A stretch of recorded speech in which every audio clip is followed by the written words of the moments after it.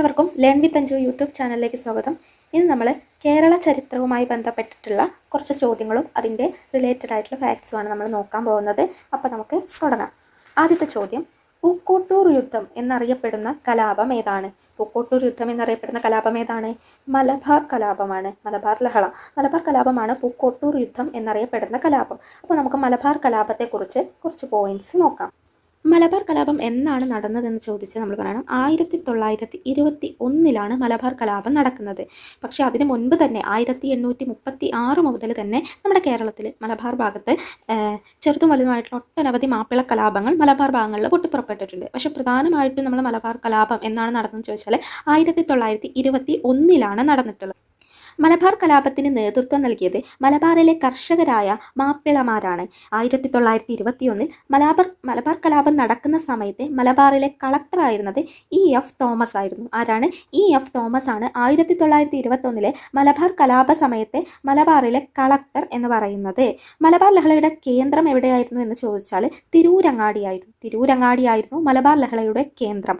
മലബാർ കലാപത്തിലെ പ്രധാനപ്പെട്ട നേതാക്കൾ എന്ന് പറയുന്നത് വാരിയം കുന്നത്ത് കുഞ്ഞഹമ്മദ് ഹാജി, കുമരം പുത്തൂർ സീതിക്കോയ തങ്ങൾ, അലി മുസ്ലിയാർ എന്നിവരാണ്. മലബാർ കലാപത്തിന്റെ പ്രധാനപ്പെട്ട നേതാക്കൾ എന്ന് പറയുന്നത് വാരിയം കുന്നത്ത് കുഞ്ഞഹമ്മദ് ഹാജി, കുമരൻ പുത്തൂർ സീതിക്കോയ തങ്ങൾ, അലി മുസ്ലിയാർ എന്നിവരാണ്. മലബാർ ലഹളയെ തുടർന്ന് അധികാരത്തിൽ വന്ന ഒരു താൽക്കാലിക ഗവൺമെന്റ് ഉണ്ടായിരുന്നു. അതിന് നേതൃത്വം നൽകിയത് അലി മുസ്ലിയാറാണ്. മലബാർ ലഹളയെ തുടർന്ന് അധികാരത്തിൽ വന്ന താൽക്കാലിക ഗവൺമെന്റിന് നേതൃത്വം നൽകിയത് അലി മുസ്ലിയാറാണ്. മലബാർ കലാപത്തിൽ കൊല്ലപ്പെട്ട പോലീസ് മേധാവി ആരാണെന്ന് ചോദിച്ചാൽ അത് ഹിച്ച്കോക്കാണ്. മലബാർ കലാപത്തിൽ കൊല്ലപ്പെട്ട പോലീസ് മേധാവിയാണ് ഹിച്ച്കോക്ക്.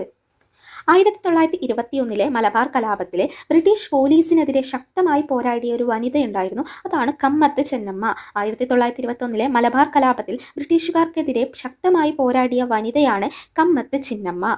ഈ മലബാർ കലാപത്തിലൊക്കെ പങ്കെടുത്തവരെ നാട് കടത്തിയിരുന്നത് ഏത് സ്ഥലത്തേക്കായിരുന്നു? ആൻഡമാൻ നിക്കോബാറിലേക്കും ബോട്ടണി ബേയിലേക്കുമായിരുന്നു. ആൻഡമാൻ നിക്കോബാറിലേക്കും ഓസ്ട്രേലിയയിലെ ബോട്ടണി ബേയിലേക്കുമായിരുന്നു മലബാർ കലാപത്തിൽ പങ്കെടുത്തവരെ നാട് കടത്തിയിരുന്നത്.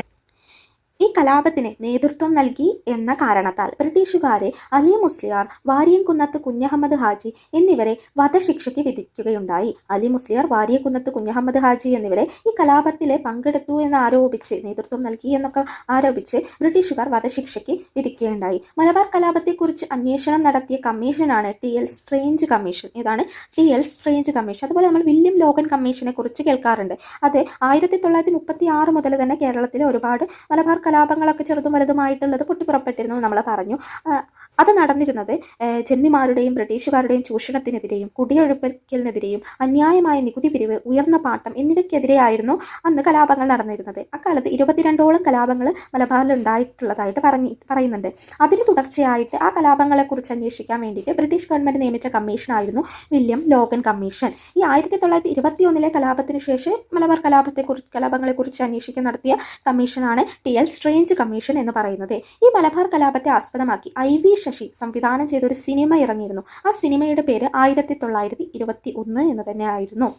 അപ്പോൾ നമ്മൾ ഈ ചോദ്യത്തിൽ കണ്ടു പൂക്കോട്ടൂർ യുദ്ധം എന്നറിയപ്പെടുന്നത് 1921 മലബാർ കലാപത്തിനെയാണ് അങ്ങനെ അറിയപ്പെടുന്നത്.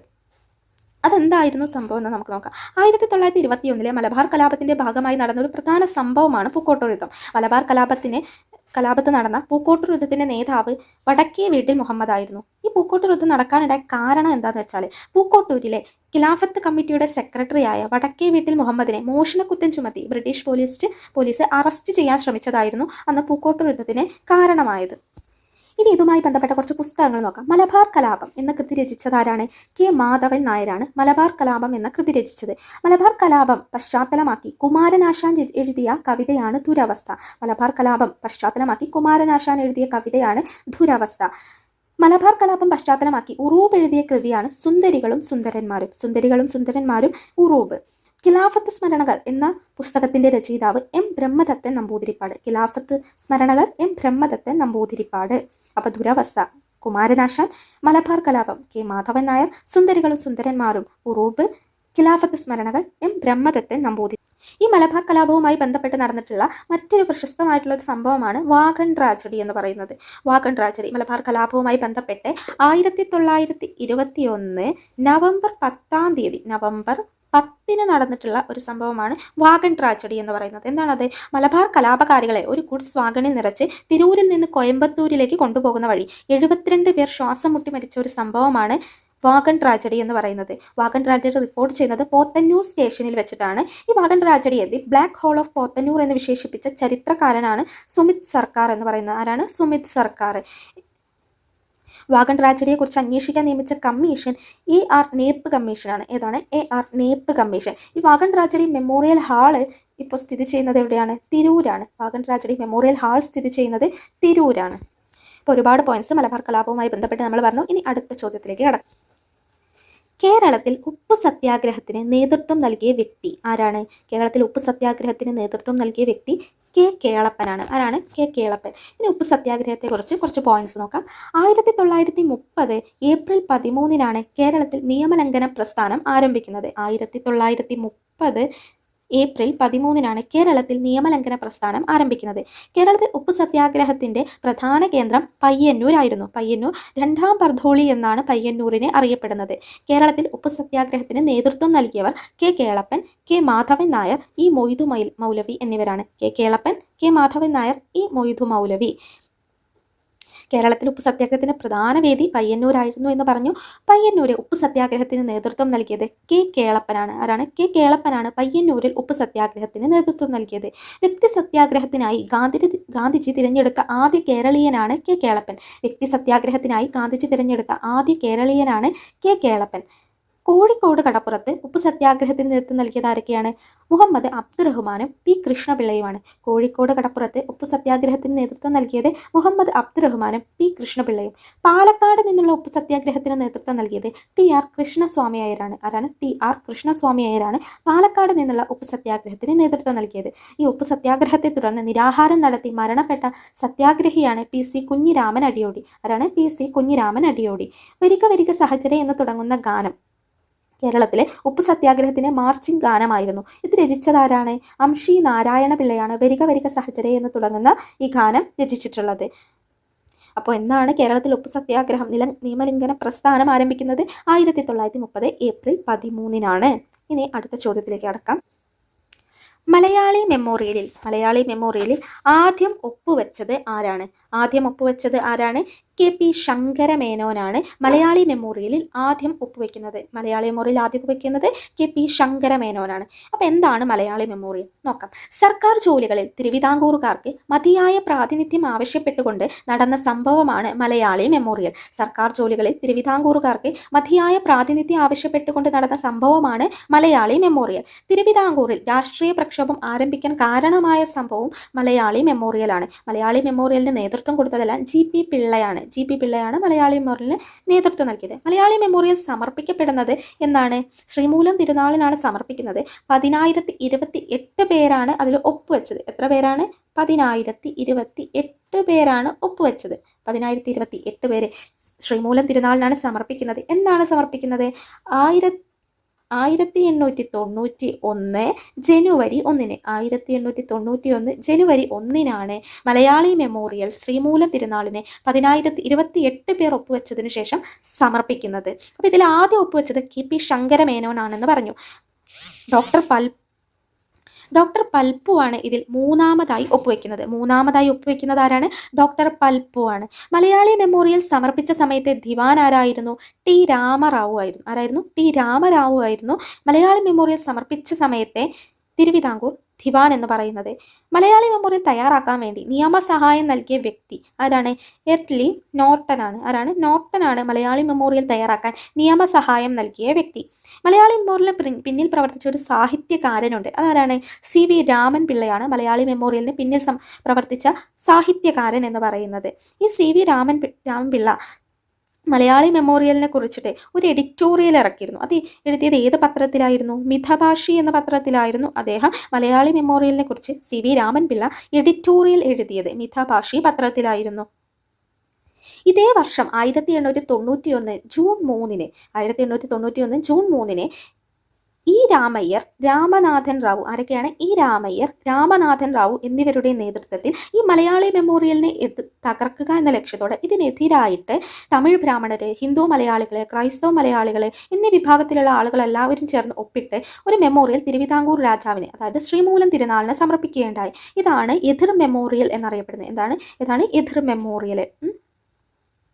മലയാളി മെമ്മോറിയലുമായി ബന്ധപ്പെട്ട് ഒരു മുദ്രാവാക്യമുണ്ട്. അതേതാണ്? തിരുവിതാംകൂർ തിരുവിതാംകൂറുകാർക്ക്. തിരുവിതാംകൂറുകാർക്ക് എന്ന് പറയുന്ന ഒരു ലഘുലേഖയുണ്ട്. അത് രചിച്ചതാരാണ്? അത് എഴുതിയത് ബാരിസ്റ്റർ G.P. പിള്ളയാണ്. തിരുവിതാംകൂറുകാർക്ക് എന്ന ലഘുലേഖ എഴുതുന്നത്. ഇനി നമുക്ക് ഇതിൻ്റെ ഭാഗമായിട്ട് പറയാൻ പറ്റുന്നത് ഈഴവ മെമ്മോറിയലാണ്. ഈഴവ മെമ്മോറിയൽ എന്താണ്? 13,176 പേർ ഇട്ട് ശ്രീമൂലം തിരുനാളിന് സമർപ്പിച്ച ഒരു മെമ്മോറിയലാണ് ഈഴവ മെമ്മോറിയൽ എന്ന് പറയുന്നത്. ഇതിൽ എന്താണ് പറയുന്നത്? ഈഴവ സമുദായത്തിൻ്റെ അവകാശങ്ങൾ നേടിയെടുക്കുന്നതിന് വേണ്ടിയിട്ടാണ് ഈ ഒരു 13,176 പേർ ഒപ്പിട്ട ഒരു ഹർജി ശ്രീമൂലം തിരുനാളിന് സമർപ്പിക്കുന്നത്. എന്നാണ് സമർപ്പിക്കുന്നത്? 1896 സെപ്റ്റംബർ മാസം 3-ാം തീയതിയാണ് ഇത് സമർപ്പിക്കുന്നത്. ഈഴവ മെമ്മോറിയലിന് നേതൃത്വം നൽകിയത് ഡോക്ടർ പൽപ്പു ആണ്. അപ്പം മാറിപ്പോവരുത്. മലയാളി മെമ്മോറിയലിന് നേതൃത്വം നൽകിയത് G.P. പിള്ളയാണ്. ഈഴവ മെമ്മോറിയലിന് നേതൃത്വം നൽകിയത് ആരാണ്? ഡോക്ടർ പൽപ്പു ആണ്. ഈഴവരുടെ രാഷ്ട്രീയ നേതാവ് എന്നാണ് ഡോക്ടർ പൽപ്പുവിനെ വിശേഷിപ്പിക്കുന്നത്. ഈഴവ മെമ്മോറിയൽ സമർപ്പിക്കപ്പെട്ട സമയത്തെ ദിവാനായിരുന്നു ശങ്കര സുബ്ബയ്യ. ആരായിരുന്നു? ശങ്കര സുബ്ബയ്യ. രണ്ടാം ഈഴവ മെമ്മോറിയൽ സമർപ്പിക്കുകയുണ്ടായി. അത് 1900-ലാണ് സമർപ്പിക്കുന്നത്. പക്ഷെ രണ്ടാം ഈഴവ മെമ്മോറിയൽ സമർപ്പിക്കുന്നത് ശ്രീമൂലം തിരുനാളിനല്ല, അത് കേഴ്സൺ പ്രഭുവിനാണ് സമർപ്പിക്കുന്നത്. അപ്പോൾ ഈ ഒരു ഭാഗവുമായി ബന്ധപ്പെട്ട് ഇത്രയും കാര്യങ്ങൾ ഓർത്തു വയ്ക്കുക. ഇനി അടുത്ത ചോദ്യത്തിലേക്ക് കടക്കാം.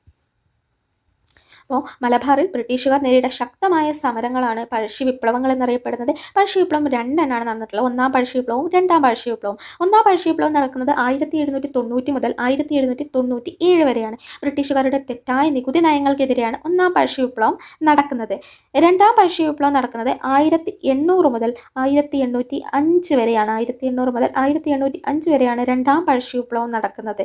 നാലാം മൈസൂർ യുദ്ധത്തിന്റെ അനന്തര ഫലമായിരുന്നു രണ്ടാം പഴശ്ശി വിപ്ലവം. രണ്ടാം പഴശ്ശി യുദ്ധത്തിൽ കലാപകാരികളെ വയനാട്ടിൽ മാത്രം ഒതുക്കി നിർത്താനുള്ള നടപടി ആസൂത്രണം ചെയ്തിരുന്നത് കേണൽ ആർതർ വെല്ലസ്ലിയാണ്. രണ്ടാം പഴശ്ശി വിപ്ലവത്തിന് പെട്ടെന്നുണ്ടായ കാരണം ബ്രിട്ടീഷുകാർ വയനാട് പിടിച്ചെടുക്കാൻ ശ്രമിച്ചതായിരുന്നു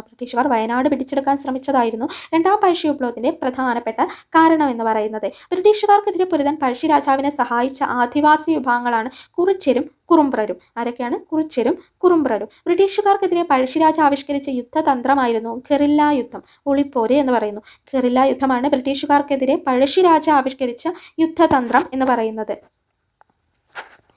പഴശ്ശി വിപ്ലവ സമയത്ത് മലബാറിലെ അഥവാ തലശ്ശേരിയിലെ സബ് കളക്ടറായിരുന്നത് തോമസ് ഹാർവി ഭേബറാണ്. ആരാണ്? തോമസ് ഹാർവി ഭേബറാണ് പഴശ്ശി വിപ്ലവ സമയത്ത് മലബാറിലെ സബ് കളക്ടറായിരുന്നത്. പഴശ്ശി വിപ്ലവത്തെ അടിച്ചമർത്തിയ ബ്രിട്ടീഷ് സൈന്യാധിപനായിരുന്നു കേണൽ ആർതർ വെല്ലസ്ലി. ആരാണ്? കേണൽ ആർതർ വെല്ലസ്ലിയാണ് പഴശ്ശി വിപ്ലവത്തെ അടിച്ചമർത്തിയ ബ്രിട്ടീഷ് സൈന്യാധിപൻ എന്ന് പറയുന്നത്.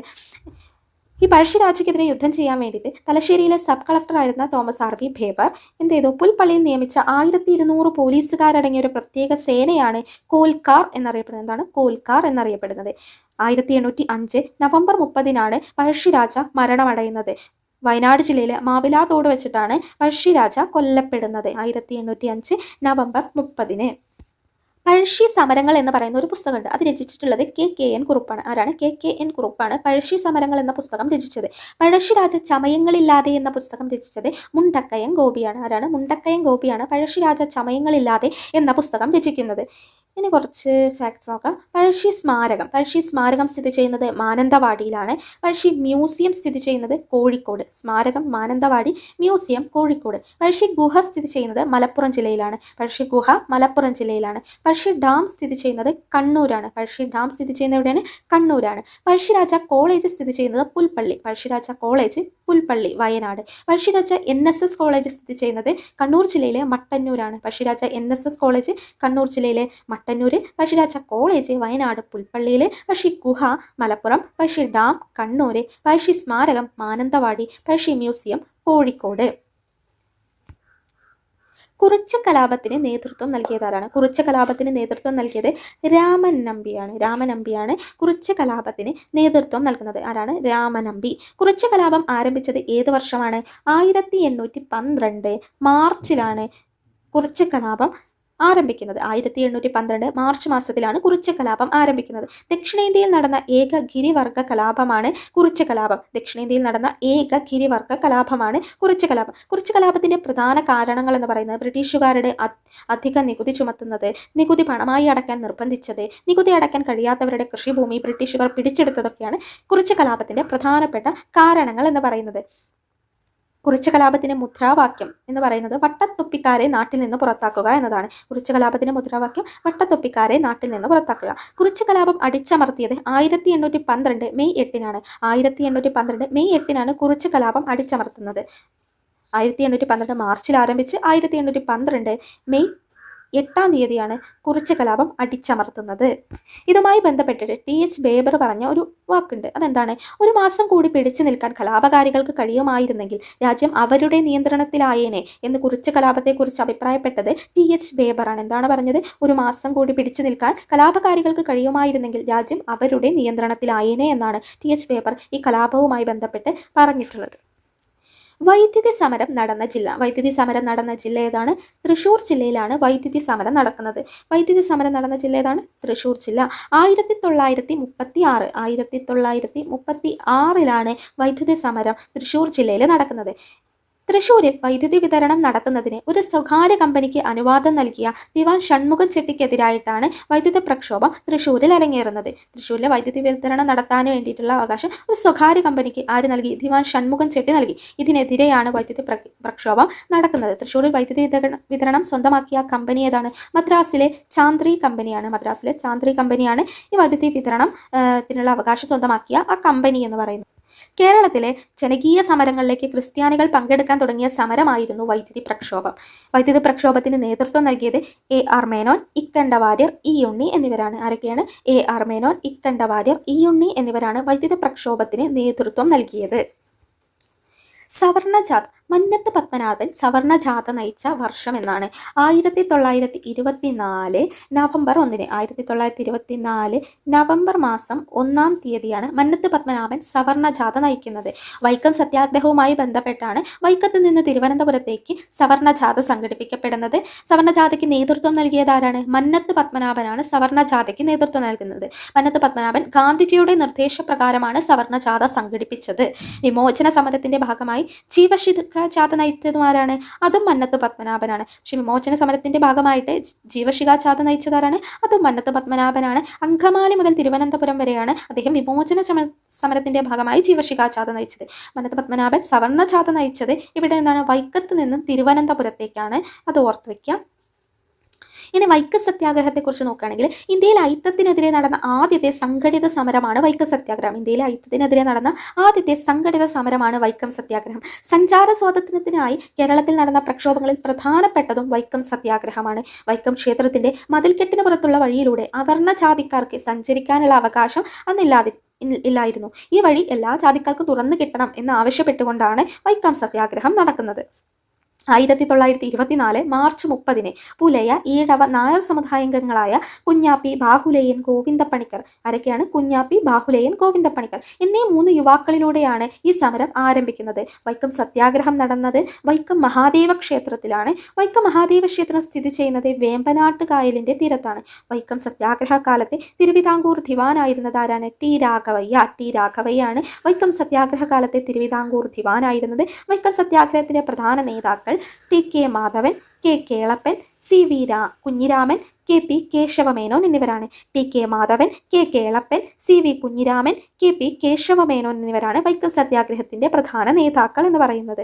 വൈക്കം സത്യാഗ്രഹത്തോട് അനുഭാവം പ്രകടിപ്പിച്ചുകൊണ്ട് പഞ്ചാബിൽ നിന്നെത്തിയ ഒരു വിഭാഗമാണ് അകാലികൾ. അകാലികളുടെ പ്രധാന നേതാവ് ലാൽ സിംഗ് ആയിരുന്നു. ആരാണ്? ലാൽ സിംഗ്. വൈക്കം സത്യാഗ്രഹത്തിന്റെ പ്രധാന നേതാവ് ആരാണെന്ന് ചോദിച്ചാൽ TK മാധവനെ പറയണം. അയിത്തോച്ചാടനത്തിനെതിരെ പ്രമേയമൊക്കെ പാസാക്കിയത് ഈ TK മാധവന്റെ നേതൃത്വത്തിൽ കാക്കിനട കോൺഗ്രസ് സമ്മേളനത്തിൽ വെച്ചിട്ടാണ്. അതിൽ ആ പ്രമേയം അവതരിപ്പിച്ചത് TK മാധവനായിരുന്നു. ഈ കാക്കിനട സമ്മേളനം നടന്നത് 1923 ഈ വൈക്കം സത്യാഗ്രഹത്തോടനുബന്ധിച്ച് സവർണ ജാഥ നമ്മൾ പറഞ്ഞു. അതുപോലെ മധുരയിൽ നിന്ന് വൈക്കത്തേക്ക് ഒരു ജാഥ നയിച്ചിരുന്നു. അതാരാണ്? EV രാമസ്വാമി നായ്ക്കരാണ്. EV രാമസ്വാമി നായ്ക്കർ മധുരയിൽ നിന്ന് വൈക്കത്തേക്ക് വൈക്കം സത്യാഗ്രഹത്തോടനുബന്ധിച്ച് ജാഥ നയിച്ചു. ഗാന്ധിജിയുടെ മധ്യസ്ഥതയിലാണ് ഈ സത്യാഗ്രഹം അവസാനിക്കുന്നത്. വൈക്കം സത്യാഗ്രഹം അവസാനിച്ചത് 1925 നവംബർ 23-നാണ്. 1925 നവംബർ 23-നാണ് വൈക്കം സത്യാഗ്രഹം അവസാനിക്കുന്നത്. ക്ഷേത്രത്തിലെ കിഴക്കേ നട ഒഴികെയുള്ള നിരത്തുകളൊക്കെ ജാതിഭേദമന്യേ തുറന്നുകൊടുത്തു എന്ന് 1925 നവംബർ 23-ാം തീയതി. വൈക്കം സത്യാഗ്രഹം അവസാനിക്കുന്ന സമയത്തെ തിരുവിതാംകൂർ ദിവാൻ ടി രാഘവയ്യായിരുന്നു. വൈക്കം സത്യാഗ്രഹ കാലത്തെ തിരുവിതാംകൂർ ദിവാൻ ആരാണെന്ന് ചോദിച്ചാലും ടി രാഘവയ്യ. അവസാനിക്കുന്ന സമയത്തെ തിരുവിതാംകൂർ ദിവാനും ആരായിരുന്നു? ടി രാഘവയ്യ ആയിരുന്നു. ആരംഭിക്കുന്ന സമയത്തെ തിരുവിതാംകൂർ ദിവാനും നടക്കുന്ന സമയത്തെ തിരുവിതാംകൂർ ദിവാനും ടി രാഘവയ്യ ആയിരുന്നു. അവസാനിക്കുമ്പോൾ എം.ഇ. വാർഡ്സ് ആയിരുന്നു. ഒരു മിസ്റ്റേക്ക് പറ്റിയതാണ്. ആദ്യം ആരംഭിക്കുന്ന സമയത്തും നടക്കുന്ന സമയത്തൊക്കെ ടി രാഘവയ്യ ആയിരുന്നു. വൈക്കം സത്യാഗ്രഹം അവസാനിക്കുന്ന സമയത്തെ എം.ഇ. വാർഡ്സ് ആയിരുന്നു. വൈക്കം സത്യാഗ്രഹത്തിൻ്റെ സമയത്തെ തിരുവിതാംകൂർ ദിവാൻ എന്ന് പറയുന്ന ആരാണ്? എം.ഇ. വാർഡ്സ്. വൈക്കം സത്യാഗ്രഹം 603 ദിവസമാണ് നീണ്ടുനിന്നത്. എത്ര ദിവസമാണ് നീണ്ടുനിന്നത്? 603 ദിവസമാണ് നീണ്ടുനിന്നിരുന്നത്. ഇത്രയും കാര്യങ്ങൾ ഓർത്ത് വയ്ക്കുക. നമുക്ക് അടുത്ത ചോദ്യത്തിലേക്ക് കടക്കാം. വേലുത്തമ്പിയുടെ ജന്മസ്ഥലം. വേലുത്തമ്പിയുടെ ജന്മസ്ഥലം കന്യാകുമാരി ജില്ലയിലെ കൽക്കുളം. കന്യാകുമാരി ജില്ലയിലെ കൽക്കുളത്താണ് വേലുത്തമ്പിയുടെ ജന്മസ്ഥലം. എവിടെയാണ്? കന്യാകുമാരി ജില്ലയിലെ കൽക്കുളം. കൽക്കുളം എന്നാണ്, കൽക്കുള എന്നല്ല, ടൈപ്പിംഗ് മിസ്റ്റേക്കാണ്. കൽക്കുളം. വേലുത്തമ്പിയുടെ ജന്മസ്ഥലം എവിടെയാണ്? കന്യാകുമാരി ജില്ലയിലെ കൽക്കുളത്താണ്. അപ്പോൾ നമുക്ക് വേലുത്തമ്പിയെ കുറിച്ച് കുറച്ച് നോക്കാം. ബ്രിട്ടീഷ് സാമ്രാജ്യത്തിനെതിരെ തിരുവിതാംകൂറിൽ ആദ്യകാല ചെറുത്തുനിൽപ്പ് സമരങ്ങൾ സംഘടിപ്പിച്ച ആളാണ് വേലുത്തമ്പി ദളവ. വേലുത്തമ്പിയെക്കുറിച്ച് പറയുമ്പോൾ നമുക്ക് കൂടെ പാലിയത്തച്ഛനെ കുറിച്ചും പറഞ്ഞു പോവാം. കൊച്ചിയിൽ സാമ്രാജ്യത്വത്തിനെതിരെ സമരം നടത്തിയതാരാണ്? പാലിയത്തച്ഛനാണ്. നാട്ടുരാജ്യങ്ങളുടെ എല്ലാ ആഭ്യന്തര കാര്യങ്ങളിലും ബ്രിട്ടീഷുകാർ ഇടപെടുകയും തുടർന്ന് നാട്ടുരാജ്യങ്ങളിലെ ഭരണാധികാരികൾക്ക് പരമാധികാരം നഷ്ടപ്പെടുകയും ചെയ്തതിനെതിരെ തുടർന്നാണ് കലാപം നടത്തിയത്. ആരൊക്കെ? വേലുത്തമ്പി ദളവയും പാലിയത്തച്ഛനും ഇതിനെതിരെ കലാപം നടത്തി. അവിട്ടം തിരുനാളിന്റെ പ്രശസ്തനായ ദിവാനായിരുന്നു വേലുത്തമ്പി ദളവ. വേലുത്തമ്പിയുടെ യഥാർത്ഥ പേര് വേലായുധൻ ചെമ്പകരാമൻ എന്നായിരുന്നു. വേലുത്തമ്പി ജനിച്ചത് കന്യാകുമാരി ജില്ലയിലെ കൽക്കുളത്താണ്. വേലുത്തമ്പിയുടെ തറവാട്ടു നാമമാണ് തലക്കുളത്ത് വീട്. എന്താണ്? തലക്കുളത്ത് വീട്. വേലുത്തമ്പി ദളവ തിരുവിതാംകൂറിൽ ദിവാനായത് 1802-ലാണ് എന്നാണ്. 1802-ലാണ് തിരുവിതാംകൂർ ദിവാനായിട്ട് വേലുത്തമ്പി ദളവ എത്തുന്നത്. കൊല്ലത്തെ ഹജൂർ കച്ചേരി സ്ഥാപിച്ചത് വേലുത്തമ്പി ദളവയാണ്. തിരുവിതാംകൂറിൽ സഞ്ചരിക്കുന്ന കോടതികൾ സ്ഥാപിച്ചതും വേലുത്തമ്പി ദളവയാണ്. വേമ്പനാട്ട് കായലിലെ പാതിരാമണൽ ദ്വീപിനെ കൃഷിയോഗ്യമാക്കിയ ദിവാൻ ആരാണെന്ന് ചോദിച്ചാലും വേലുത്തമ്പി ദളവയാണ്. അപ്പോൾ കൊല്ലത്തെ ഹജൂർ കച്ചേരി ആരംഭിച്ചത്, തിരുവിതാംകൂറിൽ സഞ്ചരിക്കുന്ന കോടതികൾ സ്ഥാപിച്ചത്, വേമ്പനാട്ട് കായലിലെ പാതിരാമണൽ ദ്വീപിനെ കൃഷിയോഗ്യമാക്കിയതെല്ലാം വേലുത്തമ്പി ദളവയാണ്. തിരുവിതാംകൂറിന്റെ ആഭ്യന്തര കാര്യങ്ങളിൽ ബ്രിട്ടീഷുകാർ അനിയന്ത്രിതമായി ഇടപെട്ടതിനെതിരെ പ്രതിഷേധിച്ച ദിവാനാണ് വേലുത്തമ്പി ദളവ. 1800-കളിലെ തിരുവിതാംകൂറിലെയും കൊച്ചിയിലെയും ബ്രിട്ടീഷ് റെസിഡന്റായിട്ട് കേണൽ മെക്കാളെ വരികയുണ്ടായി. രാജ്യത്തിന് വൻതുക നൽകേണ്ടിയിരുന്ന മാത്തു തരകൻ എന്നയാളുടെ ഭൂമി കണ്ടുകെട്ടാൻ വേലുത്തമ്പി പുറപ്പെടുവിച്ച കൽപ്പന ഈ കേണൽ മെക്കാളെ റദ്ദാക്കി. ബ്രിട്ടീഷ് വിരുദ്ധ പോരാട്ടങ്ങൾക്ക് വേലുത്തമ്പിയെ സഹായിച്ചതൊക്കെ പാലിയത്തച്ഛനായിരുന്നു. വേലുത്തമ്പിയും പാലിയത്തച്ഛൻ്റെയും സംയുക്ത സൈന്യം മെക്കാളയുടെ ഭവനം 1808 ഡിസംബർ മാസത്തിൽ ആക്രമിക്കുകയുണ്ടായി. എന്നാൽ മെക്കാളെ അവിടെ നിന്ന് രക്ഷപ്പെട്ടു. ബ്രിട്ടീഷുകാർ കൊച്ചി ആക്രമിച്ചതോടെ വേലുത്തമ്പിയുമായുള്ള സഖ്യം പാലിയത്തച്ഛൻ ഉപേക്ഷിച്ചു. തുടർന്ന് വേലുത്തമ്പി ദളവ എന്ത് ചെയ്തു? വേലുത്തമ്പി ദളവ 1809 മാർച്ച് 29-ന് ജീവത്യാഗം ചെയ്തു. പത്തനംതിട്ട ജില്ലയിലെ മണ്ണടി ക്ഷേത്രത്തിൽ വെച്ചിട്ടായിരുന്നു വേലുത്തമ്പി ദളവ ജീവത്യാഗം ചെയ്യുന്നത്. 1809 മാർച്ച് 29-ന് പത്തനംതിട്ട ജില്ലയിലെ മണ്ണടി ക്ഷേത്രം. തുടർന്ന് വേലുത്തമ്പിയെ പിടികൂടാൻ കൽപ്പന പുറപ്പെടുവിച്ച തിരുവിതാംകൂർ ദിവാനായിരുന്നു ഉമ്മണിത്തമ്പി. അവരെന്ത് ചെയ്തു? വേലുത്തമ്പി ദളവയെ പരാജയപ്പെടുത്തിയ ബ്രിട്ടീഷ് സൈന്യാധിപൻ ആരാണെന്ന് ചോദിച്ചാൽ കേണൽ ലീക്കറാണ്. വേലുത്തമ്പി ദളവയെ പരാജയപ്പെടുത്തിയ ബ്രിട്ടീഷ് സൈന്യാധിപൻ ആരാണ്? കേണൽ ലീക്കർ. ബ്രിട്ടീഷുകാർ വേലുത്തമ്പി ദളവയുടെ മൃതദേഹം എന്ത് ചെയ്തു? കെട്ടിത്തൂക്കി. എവിടെ? കണ്ണമ്മൂല. തിരുവനന്തപുരത്തെ കണ്ണമ്മൂലയിൽ ബ്രിട്ടീഷുകാർ വേലുത്തമ്പി ദളവയുടെ മൃതശരീരം കെട്ടിത്തൂക്കി. വേലുത്തമ്പി ദളവ സ്മാരകം സ്ഥിതി ചെയ്യുന്നത് മണ്ണടിയിലാണ്. പത്തനംതിട്ട ജില്ലയിലെ മണ്ണടിയിലാണ് വേലുത്തമ്പി ദളവയുടെ സ്മാരകം സ്ഥിതി ചെയ്യുന്നത്. വേലുത്തമ്പി ദളവയുടെ പേരിൽ ഒരു കോളേജ് സ്ഥിതി ചെയ്യുന്നുണ്ട്. അത് തിരുവനന്തപുരത്തെ ധനുവച്ചപുരത്താണ് സ്ഥിതി ചെയ്യുന്നത്. അപ്പോൾ വേലുത്തമ്പി ദളവ പത്തനംതിട്ട ജില്ലയിലെ മണ്ണടി ക്ഷേത്രത്തിൽ വെച്ചിട്ടാണ് ജീവത്യാഗം ചെയ്യുന്നത് 1809 മാർച്ച് 29-ന്. തുടർന്ന് ബ്രിട്ടീഷുകാർ വേലുത്തമ്പി ദളവയുടെ മൃതദേഹം കണ്ണമ്മൂലയിൽ കെട്ടിത്തൂക്കുകയുണ്ടായി. വേലുത്തമ്പി ദളവയുടെ സ്മാരകമൊക്കെ സ്ഥിതി ചെയ്യുന്നത് മണ്ണടിയിലാണ്. വേലുത്തമ്പി ദളവയുടെ വാള് സൂക്ഷിച്ചിരിക്കുന്ന മ്യൂസിയം ഏതാണെന്ന് ചോദിച്ചാൽ നേപ്പിയർ മ്യൂസിയമാണ്. നേപ്പിയർ മ്യൂസിയമാണ് വേലുത്തമ്പി ദളവയുടെ വാൾ സൂക്ഷിച്ചിരിക്കുന്ന സ്ഥലം. ഇത്രയും ചോദ്യങ്ങളാണ് ഇപ്പോൾ നോക്കുന്നത്. അപ്പോൾ കേരള ചരിത്രവുമായി ബന്ധപ്പെട്ട് പ്രധാനപ്പെട്ട കുറച്ച് ചോദ്യങ്ങളും അതുമായി ബന്ധപ്പെട്ട റിലേറ്റഡ് ഫാക്ട്സ് പരമാവധി പറഞ്ഞു പോയിട്ടുണ്ട്. അപ്പോൾ എല്ലാം നല്ല രീതിയിൽ കേട്ട് ഒരു റിവിഷനായിട്ടെടുത്ത് കേട്ട് പഠിച്ചു വയ്ക്കുക.